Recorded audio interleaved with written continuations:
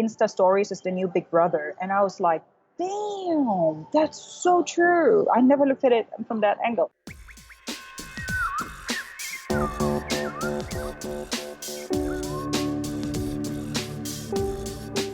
My name's Peter Sumpton, and this is the Marketing Study Lab podcast. A podcast for those that are thinking, have thought and are doing, or already have a marketing qualification. Or even if you haven't, and you just want to know that a little bit more about what good, happy marketing is. As we cover a whole host of marketing topics, I chat to some amazing guests, each one a superstar in their own niche. And if you have a burning marketing question already, or after this episode, get in touch. We'll chat it through. peter@marketingstudylab.co.uk. Or find me on LinkedIn. The link is in the show notes. If you'd like to leave a review on iTunes, this will really help others find this podcast and spread the marketing word. Now let's get on with today's episode.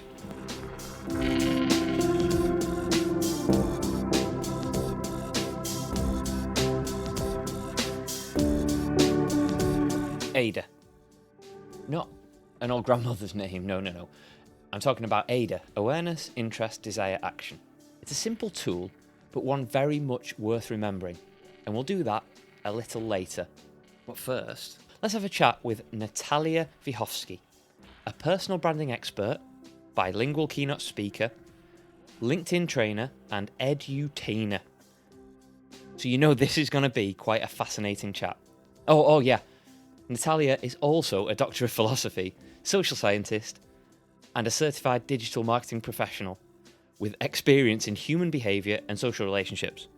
So basically what we're saying is that she knows what I'm thinking at all times, and I'm really scared.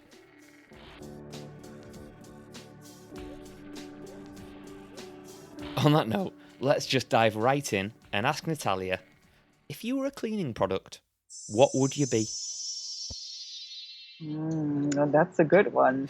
I would be water, because I think water has incredible superpowers that the majority of us are not aware of. And I recently read a little bit more about an experiment of what's his name? I think Emoto. He researched a lot about the power of vibration and words on water. And I'm sure you heard about these tests. I think he used water crystals. And he just used words like gratitude and love, and then these beautiful crystals were created. And then he used words like idiot and asshole and war, and the water crystals looked really deformed and ugly and not precious. And this is how he showed once again we need to be very specific with our language, and we also need to keep in mind that water very likely saves information or carries information, and in a lot of religions and everything, water also has a healing power. So definitely water. Yeah, That's a great answer. And people say people are crazy for talking to plants and things like that to make them grow. Well, clearly not. It works. So yeah, for me, I also needed a lot of time to accept that. My rational part, my scientific German part was like, yeah, that's airy fairy hippie stuff. Do I need to grow a beard? Like, that's not possible, but maybe grow some hair somewhere else and sing Kumbaya. No, it has nothing to do with it. It is scientifically proven. So I was like, okay, well, maybe I need to expand my horizon then. Absolutely, I think we could all do that. Talking of expanding horizons, let's if we can talk through your story and what's been the formula that's brought you to this stage of your career as a personal branding expert for Think Natalia, which ironically is also your name. Yay! So it's a very long story. I want to cut it short to not bore you. So I studied social science with a focus on socialization and communication. And when you do that, you can work everywhere and nowhere. So you need to create a job for your own or on your own. I realized that very late. I wasn't aware of that. So the first job that flew into my life was being a librarian, to set up a library from scratch for a vocational education training institute in the United Arab Emirates. And I said, well, that's a fantastic opportunity. Let's take that. I mean, as a first job, working abroad and having so much responsibility and, improving my English, amazing. So I did that for 3.5 years. And then I could either extend the contract under worse conditions or go back to Germany. And I thought, nah, let's go to Dubai, because I worked in Al Ain, which is a smaller city, 130 kilometers away. And I wanted to do Dubai for a year as a gift to myself. And over there, I ended up in the marketing department. So in the first year, I actually restructured the export department, and my primary focus was, how do you call it? Like more of an account management or strengthening the ties between all of the export partners all around the globe, all around the Middle East. And then I set up a marketing department from scratch. And I realized that people call me or ask me to work with them to build something from scratch or to restructure stuff. I had this kind of consultant role, but it didn't make click. The only thing that I knew was that people perceived me as successful, and people thought that I really made it in life. And I saw it on my bank account. I drove a fancy car. I know I was going out, was shopping a lot, was living a high Dubai life, hashtag I'm on a boat.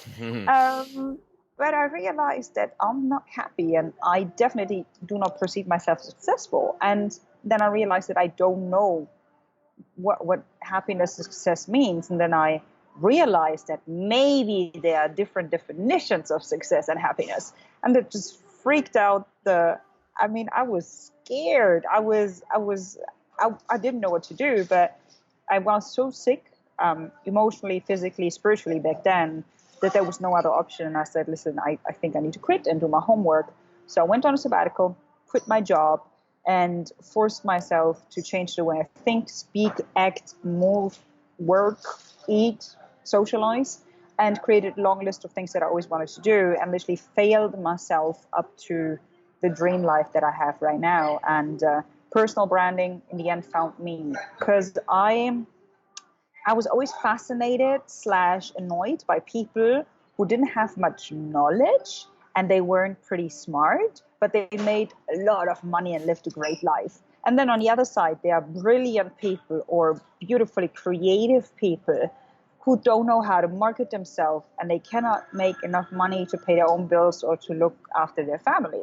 And that scenario annoyed me to my deepest core since I can think.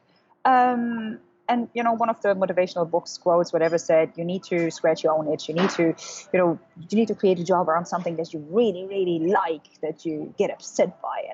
And that was somehow close. I read also a lot about social media because I'm a millennial. I'm obsessed with social media. So, somehow along the way, a client approached me one day and gave me a book and said, Natalia, the book is too big and I don't have time, but that's exactly what you do anyway. And I had a look at the book and it said personal branding. And I was like, what on earth is personal branding? I was like, yeah, of course. So that's exactly what I do. And I read the whole book and I realized, gosh, that's really exactly what I do. But I didn't know that this term exists. And I had no clue what it actually is. But my background of studying social science, human behavior, communication, the behavior in groups, human needs, human desires, I was like, wow, that's it. Sorry, the story was a little bit longer. I got excited. That's brilliant. It's great that you've got passion around it, and just one point to pick up on there, and it's something that I've learned over the past year or two, and that's you, regardless of what you see as successful, and I really want to be on that hashtag boat, hashtag great life, whatever, loads of cars and parties and champagne, whatever ticks your boxes. Yeah. You've got to enjoy that journey getting there. If you're not going to enjoy that journey, the chances are when you get there, you're not going to enjoy the things you thought you were going to. Absolutely. And maybe the champagne and the boat and the whatever you want is not what makes you successful. For me, success nowadays means sleeping as long as I want, working from home, helping other people stand out and overcoming limiting beliefs, helping people becoming content creators, cooking. I love cooking. Like if I don't have time in the day to cook for myself, I don't perceive myself as successful. If I cannot do sports at least 5 times per week, I'm doing something wrong. That means I'm out of balance. For me, living a balanced and career-wise successful life, this is what makes me successful. I need to have both. I want to have both. And if I'm paying with my health or my sanity, that's not success at all. So can you explain what a personal branding expert does? Sure, I can explain what I do because Yeah, I assume yeah. that, that Okay. Can you branding. explain what Think Natalia is all about in terms of personal branding expertise? Sure. I realize that you cannot the other way around. Um, it was Seth Godin who said that nowadays people do not really buy stuff or invest in stuff because of your amazing features or because you created this amazing product. It's all about the stories that you tell, and it's about trust. And that really resonated with me. And then I asked myself, well, what kind of products do I consume? What kind of services do I consume? And I observed big brands and I observed big influencers and big names. And I realized that the ones that I feel connected to, I feel connected to. I trust them. I have the feeling, the impression that I know them, that I know their day, and that they continuously share the same messages, just packaged in a different way. So I realized, okay, so in the very beginning, we need to start with a sort of self inventory. Who are you? What are you good at? What do you stand for? What's your unique value proposition? What are your colors? What's your vibe? How do you want to make people feel? If you had to describe yourself in one word, what would that be? So really just the basic idea of who you are, because if you don't know who you are, nobody else will get it. That's the first thing. The second thing is usually I work a little bit on the LinkedIn presence because my personal branding is strongly focused on LinkedIn. So I sit down and tell people everything about this platform, especially how to portray themselves or their profile. Then we go into storytelling because I do believe that people listen more and connect deeper with you when you have a great story to share. And it's all about, what's his name? Joseph Campbell, I think, The Hero's Journey. I think everybody has this journey and we need to go through it and we need to explain it. And again, people will resonate, et cetera, et cetera.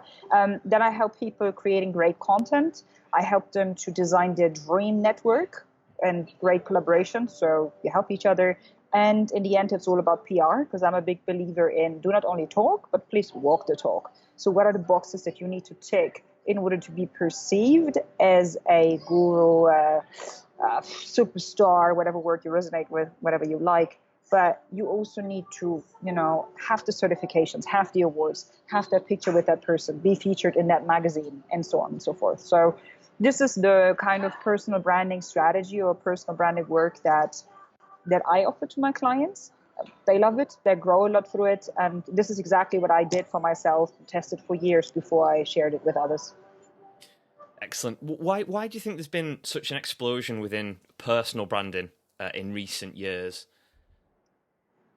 Because our society gets more and more obsessed with beauty and success and achievement, and the world gets louder and louder, and there's a lot of noise, and there is a lot of negativity, and everything is hectic and busy, and we're obsessed with our mobile. So you need to stand out somehow. It doesn't matter if you want to go on a date or if you apply for a job or if you are somebody who offers services or products, you somehow need to stand out of this gray crowd. And some people, they don't like the idea of standing out, or they don't like, it's like, what do you say? The rest is gray. So this is why I help people shine, shine from the inside out. Because when you glow, when you vibrate on the right level, you will be like a magnet. You will soak people into your circle or whatever. And I think these are just some of the core reasons why you need to know how to position yourself, how to portray yourself. And another part is, I guess, that nowadays we have so much more opportunities to fulfill or to live our true potential. I mean, 20, 30, 40 years ago, it was all about survival. It was all about what society told you, and we weren't so globalized. But I think nowadays, with enough work and determination and faith in yourself or in the good, you can achieve anything. But in order to reach there, in order to get there, you need to continuously invest and work in yourself. And personal branding is self-development. It's just a specific part of self-development.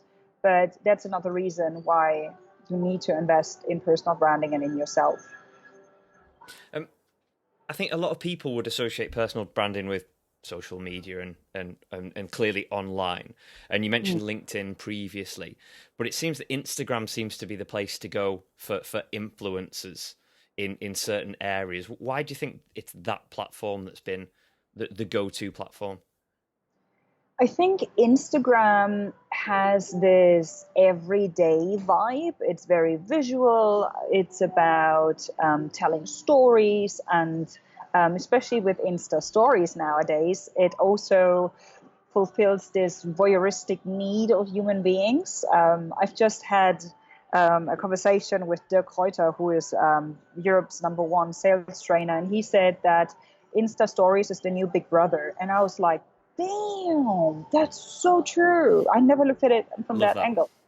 So that, I think, people want to know you. People are curious. People are bored. People, they want to know what's going on behind the scenes. That's why I think Instagram is very powerful.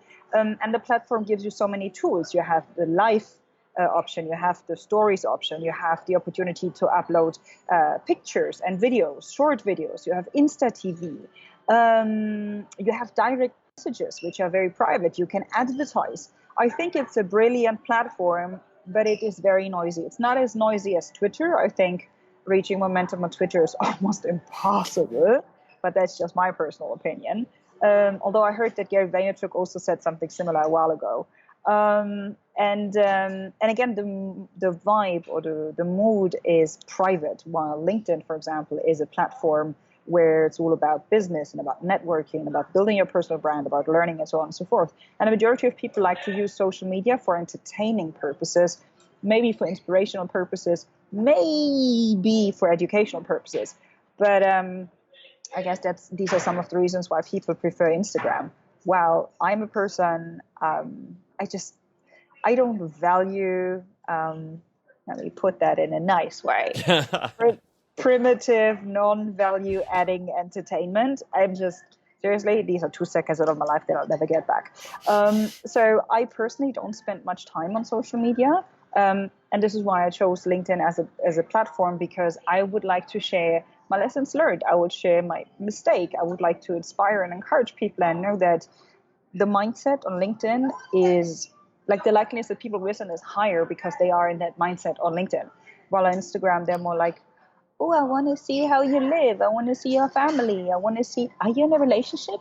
Are you married? Do you have a dog? How do you live? I'm like, hello. Do you have a dog? That's a great one. That.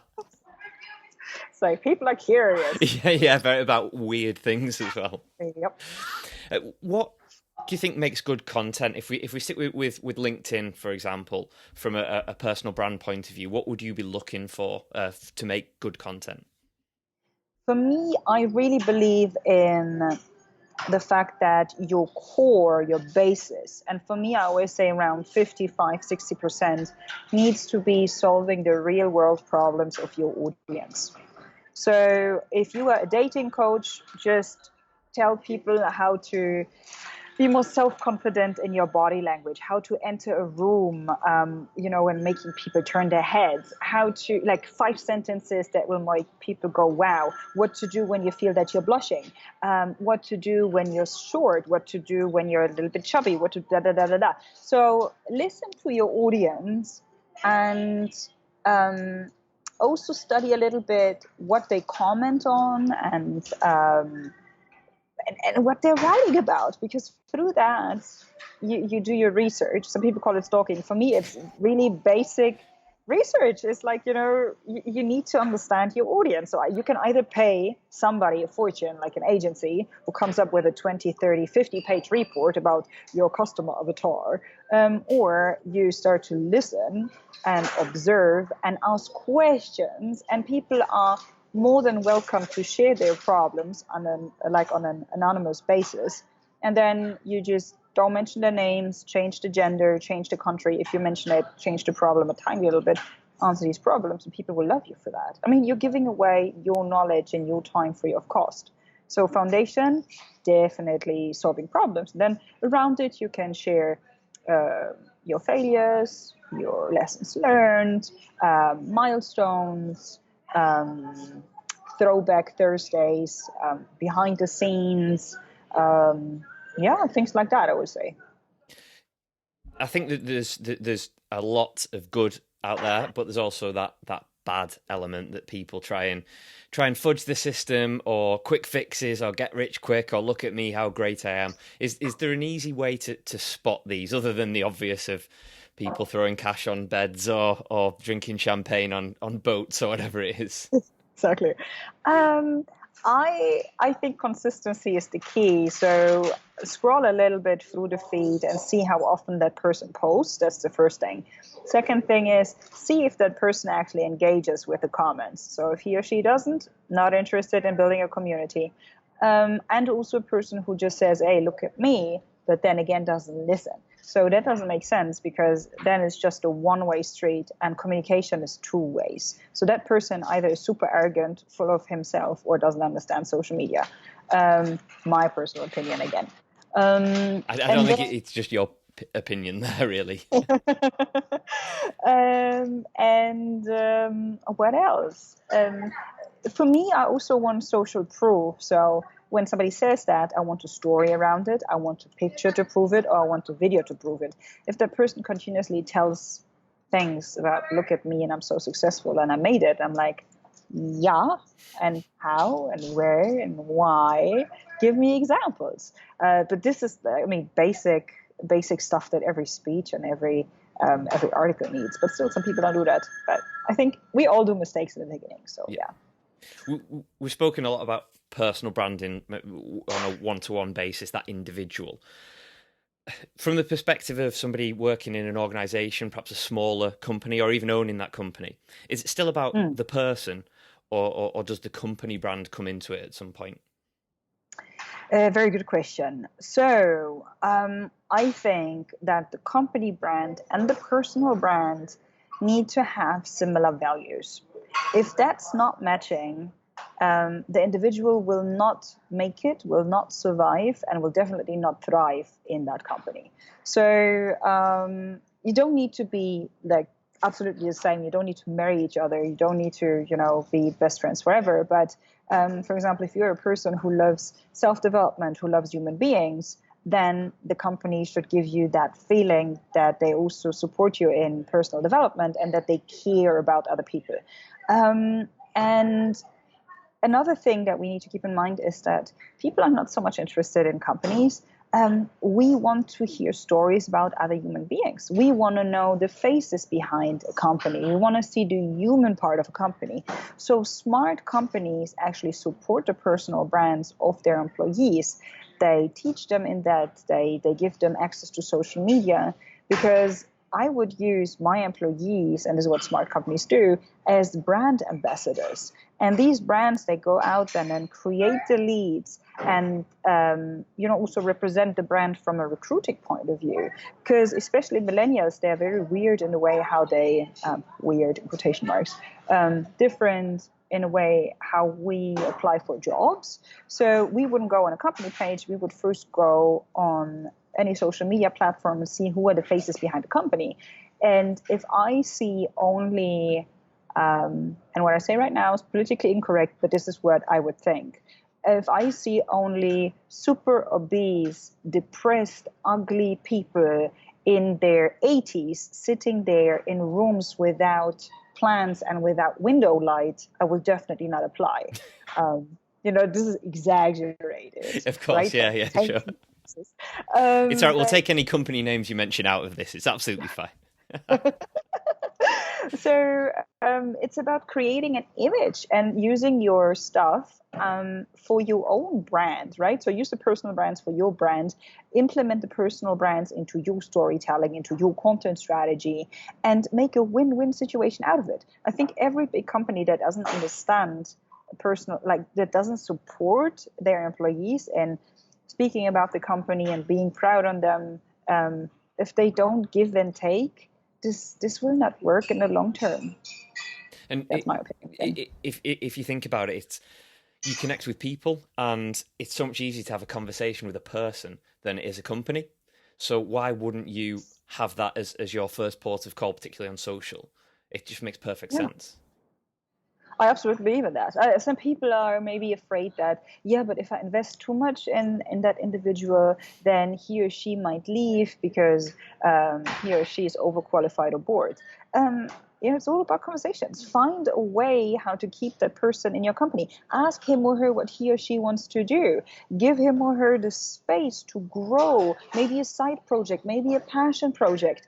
What kind of further development does he or she want to do? It's not rocket science. I'm not an expert in HR, but I know that in the majority of cases, people do not leave because they do not earn enough money. They're leaving because they don't feel appreciated, or their boss doesn't allow them to grow, or is even afraid of them, which I feel super sad, because that doesn't need to be. But we're changing the topic here. It's such close thinking that I absolutely totally agree with you. Many people that are listening might be studying, they might be at university or studying private qualifications. And some of them might struggle to find employment after they finish. Have you got any tips for them to make them become more employable straight away, or stand out, if you like?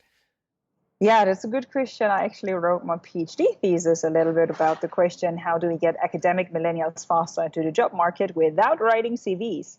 And one of the core findings of my research is that starting to look for a job when you finish studying is the biggest mistake that you can do. You need to start networking while you are still studying. So build strong connections to people in the field where you want to work at, ideally even in the company where you want to work at while you're still studying. Do internships, do projects, do pro bono work, get real life experience to also find out who you are and what you want to do. Do you want to work in an agency? Do you want to work in a medium-sized company? Do you want to work in a global, like a huge international business? So getting clear on how companies function and who you are, very important. Networking, important. Practical experience is very important. And again, I don't believe in writing CVs. So find a way how you create enough attention that people approach you, then you'll be also in a better negotiation position. So what about creating content on LinkedIn? What about writing an article? What about starting a blog? What about starting a podcast? What about singing your resume? What about dancing your resume? Especially when you're a creative person, that might be an outstanding, crazy idea. So think out of the box, or leave that box for good and then start once again. But don't wait until you finish studying. That's too late. There was, you might remember the name, but it completely slips me. But there's a statue in New York, and it's the bull on its back legs, and it's facing down, and they've added a little girl, and I think she's holding something out right in front of this bull, and it's supposed to show that you should always stand up to things and face up to things. And this one lady, and this is where I forget the names, but she wanted to work for this particular company, and she didn't know how the hell to stand out, so she dressed herself all in gold and stood outside their reception exactly as the little girl looked in the pose in the statue, and she stood there for about 3 or 4 hours, and somebody came out and asked her in for an interview, and she got a job, and that was her dream job. Perfect. Love it. Yeah. Love it. I'll have to put a link in the show notes, because it's such a great thing to see. It's brilliant. Absolutely. And another great example for job search is Nina for Airbnb. Have you heard about her? No, not at all, no. Nina wanted to work for Airbnb, and she realized that writing CVs doesn't work. So what she did is she created a campaign with a web page. So what she did was a SWOT analysis, and she wrote down what Airbnb is good at, where they can improve, what they could do to become even better and more successful in the Middle East, because she lived in the Middle East, why she needs to work for Airbnb, and why she's amazing and crazy and everything. And she just created this web page around it, and this web page was seen more than 10,000 or 100,000 times. She got thousands of emails, she got job interviews to everything, and she was created a small section on the web page how to create such a campaign for you, and what happened after the campaign. Absolutely insane. Wow. So yeah, check it out. Yeah, too right. Definitely straight away after this I will straight onto that. So are you ready for some quickfire questions? Sure. Name one must-read business book. Most read business book. I would say Robert Greene. Oh, what is it? Is it 48 Laws of Power? I think so. It is actually a book about business and life, and it can be used in a positive and very negative way. Power always can't it? Um, what was the last thing you Googled? The last thing I Googled. Oh, very good question. Gosh, it was. It Uh, always makes people think this. yeah.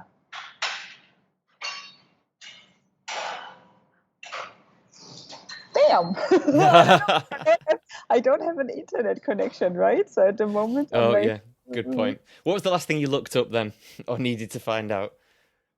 the last thing I need to find out was how long this cafe is open. Yeah, for those of you that Actually, that's what Googled, opening hours of this cafe. Sorry. for those of you that, well, you won't have heard the intro part before we start this interview, but Natalia's in an internet cafe because she's having a nightmare with her her internet at home, which is great for somebody that predominantly works online. Fantastic. But she's still here daily doing it and getting out there, which is brilliant. What is your most used app at the moment? Instagram. Instagram, yeah. What is your favourite theory, concept, or methodology? Theory, concept, or methodology? Phew.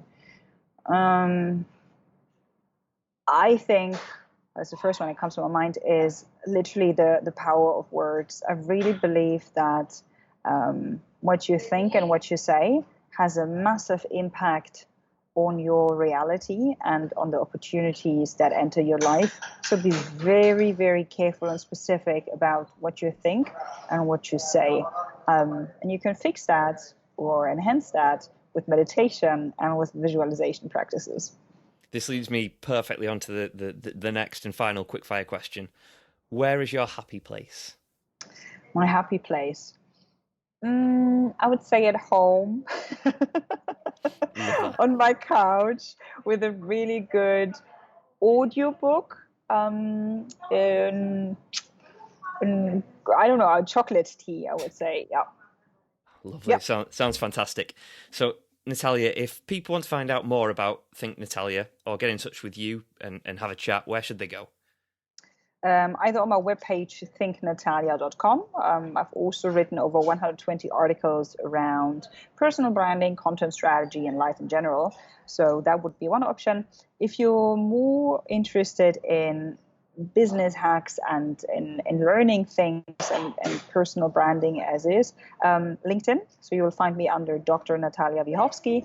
And if you want to know a little bit more about my private life and what I do and how I live, then follow me on Instagram at Think Natalia. Which is mainly looking for internet cafes at the moment. Exactly, and swearing about my internet provider.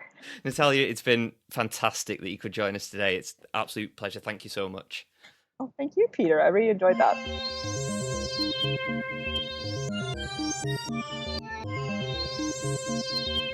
So, what has Natalia told us from a personal branding point of view? Well, first of all, people want to hear your story, a story that you can tell and that is trustworthy. Think about the brands you connect with. Do you feel like you know them? Are they more personable to you than others? Relate to you a little more?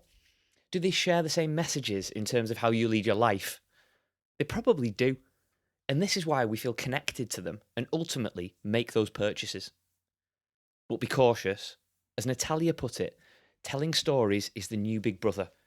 So we have to do it in the correct way. Now, good content, the core basis of it, consists of 50 to 60% real life problem solving. Listen to your audience. What are they struggling with? What are they worried about? And how can you help them? Natalia kindly discussed her top tips for becoming more employable straight after your studies. Well, it starts before that actually, without writing a CV. Now, this sounds bizarre, but when you talk it through, it isn't really. So listen up. First of all, like we said, don't wait till after your studies, the number one rule. Start networking while you're still studying, building those connections with the people and organisations you actually want to work for. And get clear on how these organisations function and recruit. What is their process? Who's involved? Those types of things. Don't forget that practical experience is important as well. Basically, the proof is in the doing. And finally, this is a big one. Ditch the CV. But first of all, find a way to gain the attention you need to get people to approach you, rather than the other way around. And this can be done on social channels, blogs, podcasts.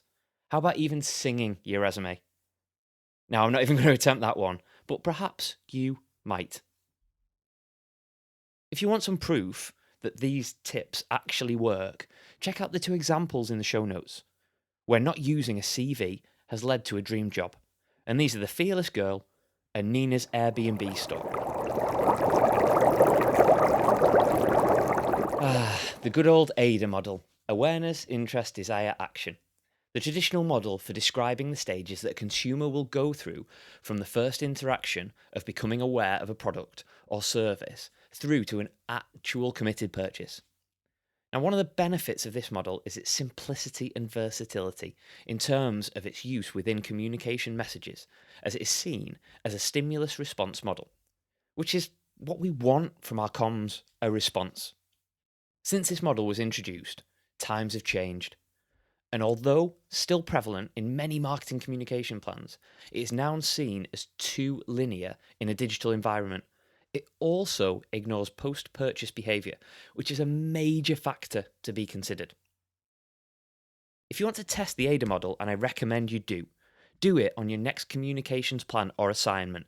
See if it fits in with what you're saying. But don't forget that other influential factors outside this model may need to be considered and applied dependent on your overall objectives.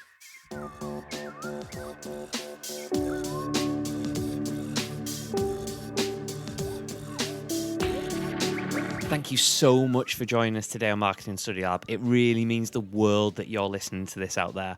And hopefully I've provided you some value.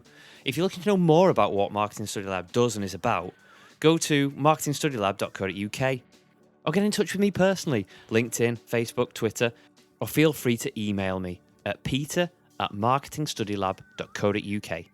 Happy marketing.